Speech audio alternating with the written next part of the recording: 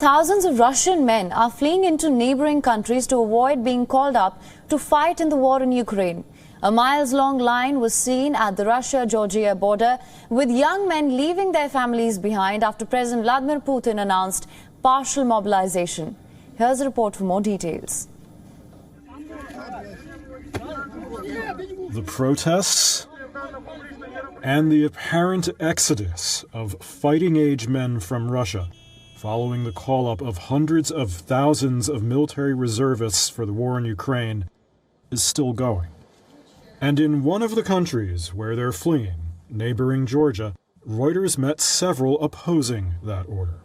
Some who had just arrived and others already here, including a family, one among 40,000 Russians that Georgian authorities say have come to their capital alone since the invasion began.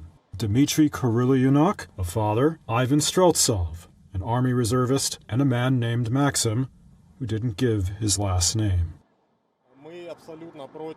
We're completely against this war, and we call it for what it is. It's not an operation, it's a war. When we found out about the mobilization, we dropped everything at home and jumped in the car.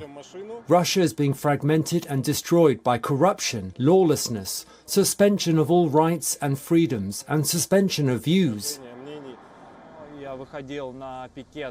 I took part in protests when the military operation started. For us as citizen activists, things have become very difficult at this moment in our own motherland. We're all being watched. All of this has pulled us back.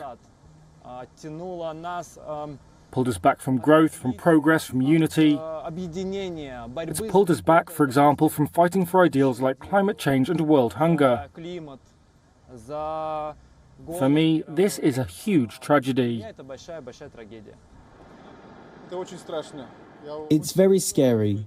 I worry about my friends. I'm trying to help my friends to get somewhere else. It's horrible, and I am going to cry now.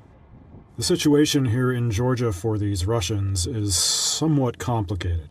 The wave of new arrivals in Georgia is threatening to reignite anti-Russian feelings here. Pro-Ukraine messages are plastered everywhere in the city. Some graffiti even says Russians go home.